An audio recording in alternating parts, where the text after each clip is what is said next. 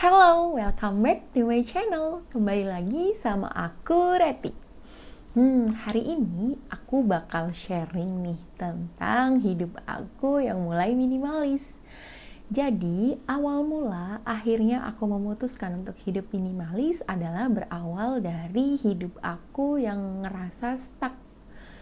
Jadi, aku tuh pernah ada di titik yang ngerasa stuck banget gitu, kayak hidup ini mau aku apain lagi ya gitu. Jadi aku tuh udah mencoba berbagai macam cara gitu, mulai dari liburan lah, terus habis itu sampai juga hampir kepikiran buat nikah atau pindah ke rumah, karena kan di sini aku itu kebetulan dulu tuh masih ngekos gitu. Jadi aku sempat kepikiran apa aku perlu hidup di tempat yang lebih luas ya gitu. Terus akhirnya aku memutuskan untuk membeli rumah keduaku di tempat perantauanku.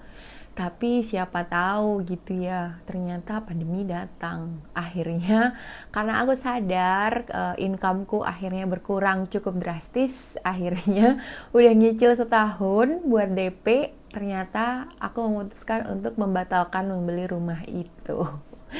Ya ada sejumlah kerugian lah yang aku tanggung karena harus kena penalti dan lain-lain, tapi dari situ aku belajar.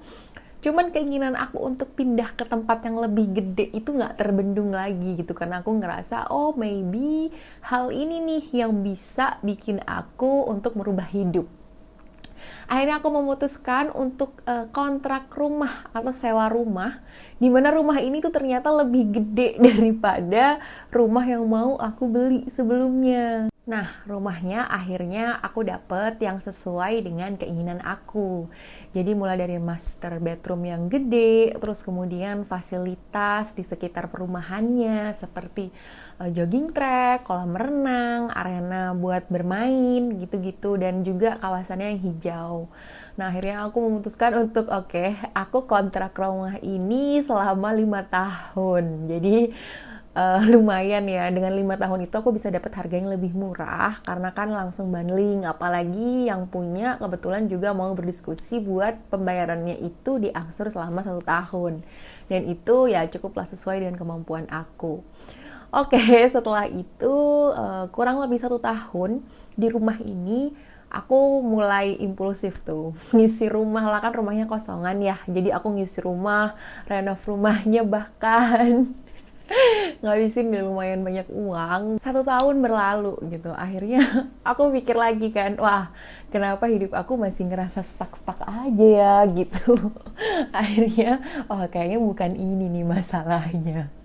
Akhirnya nggak tahu, nggak ada angin nggak ada hujan, aku tuh memutuskan untuk membaca sebuah buku tentang hidup minimalis. Padahal seumur hidup aku tuh nggak pernah baca buku sampai habis. Tapi khusus buku ini itu aku baca sampai habis karena emang isinya kayaknya kayak gue banget nih gitu-gitu. Ya udah, akhirnya aku baca buku ini akhirnya, dan aku mulai kenal tuh sama konsep hidup minimalis gitu. Jadi mulai untuk melepas kelekatan kita dengan barang gitu. Nah, dari situlah aku mulai belajar. Dan itu bener-bener kayak ini kayak yang aku butuh selama ini gitu. Setelah aku coba baca buku itu sampai habis, akhirnya aku memutuskan buat aku bakal nyoba nih apa yang ada di buku ini, tapi aku juga menyesuaikan dengan value yang aku punya gitu. Jadi aku mulai deh memulainya dengan pakaian gitu, karena memang selama ini ku akui aku itu suka banget numpuk barang.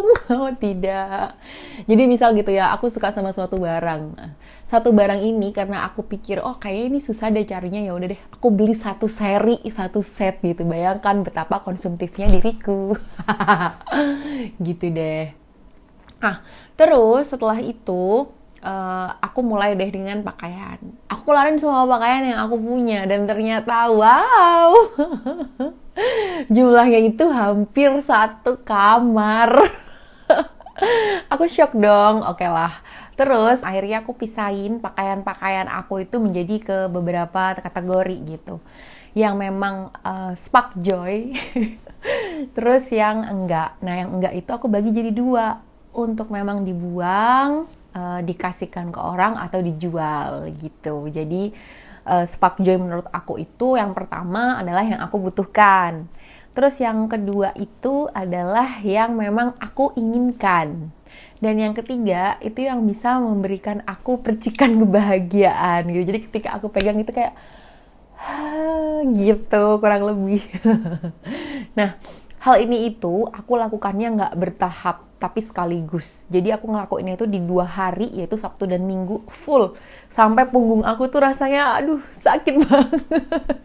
Karena kan nunduk gitu kan ya, pilihin barang-barang gitu. Jadi ya udahlah, aku lakukan ini full 2 hari, harus selesai gitu. Nah, sejak aku kurangin barang-barang aku itu, baju tepatnya di 2 hari itu, hidup aku itu berasa kayak drastis banget perubahannya gitu loh. Aku tuh sempat baca kan di buku itu bahwa barang-barang itu sebenarnya berbisik sama kita gitu. Jadi kayak semakin banyak barang, kita itu bakal dipenuhi sama berbagai macam pikiran gitu. Karena si barang-barang itu tadi tuh berbisik kayak rapikan aku, pakai aku gitu-gitu. Jadi sejak aku ngurangin jumlah pakaian aku itu, hidup aku tuh ngerasa kayak lebih ngefek ya ternyata, padahal cuma ngurangin pakaian doang gitu. Jadi tapi kayak ngerasa itu kayak lebih slow, lebih tenang, terus pikiran itu jadi kayak semakin sedikit gitu. Aku juga bingung gitu, tapi kayaknya bener sih barang-barang itu berbisik kali ya, jadi kayak ngeganggu pikiran aku banget gitu. Terus akhirnya kan loh kok gitu, ternyata ngefek ya gitu. Akhirnya aku mulai ketagihan gitu. Yang tadinya cuman milah-milahin barang, sekarang aku itu juga mau mengkategorikan barang gitu. Jadi tadi kan udah aku pilah-pilah tuh. Jadi aku tuh sampai bener-bener rapihin, mulai dari warna yang paling terang sampai warna yang paling gelap gitu. Terus aku gantung juga sedemikian rapi, mulai baju-baju yang panjang, yang pendek, berdasarkan warnanya juga gitu. Dan ternyata itu bikin aku happy gitu, dan bikin kayak ada titik ketenangan tertentu di otak aku gitu. Kayak tiap kali buka lemari, happy bawaannya gitu, punya sedikit barang. Kalau misalnya mau ganti baju nggak bingung gitu, karena semuanya udah kelihatan gitu. Oh ini aku punya, aku mau pakai ini hari ini gitu. Jadi karena udah nggak banyak lagi kan opsinya, jadi ngurangin otakku berpikir untuk memilih yang mana gitu. Nah, udah ngerasain kan gimana manfaatnya dengan ngurangin pakaian gitu. Akhirnya aku nggak berhenti sampai di situ, jadi kayak ketagihan gitu. Kayaknya banyak deh barang yang harus aku kurang-kurangin gitu. Nah, nextnya setelah itu aku beranjak ke sandal dan sepatu gitu. Jadi ternyata di antara semua sandal dan sepatu aku yang dipakai tuh itu aja, karena emang yang nyaman tuh itu aja. Kayak contohnya sandal. Aku punya beberapa sandal, tapi aku pakai tuh cuma satu, sandal jepit aku. Udah.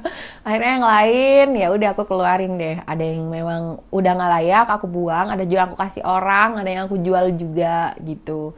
Terus habis itu kayak baju-baju musiman itu juga aku simpan di paling belakang lemari gitu ya. Kayak misalnya pas waktu musim dingin gitu kan, meskipun di Indonesia nggak ada musim dingin, tapi kan sometimes misalnya keluar negeri jadi udah nggak repot lagi gitu. Karena aku juga punya cuma 2 doang gitu. Sebenarnya pelajaran yang paling penting yang aku ambil dari situ adalah berani untuk melepaskan. Kenapa jadi dalam banget ya? Jadi berani untuk melepaskan keterikatan kita gitu, bahwa diri kita itu nggak bervalue hanya karena kita punya suatu barang gitu.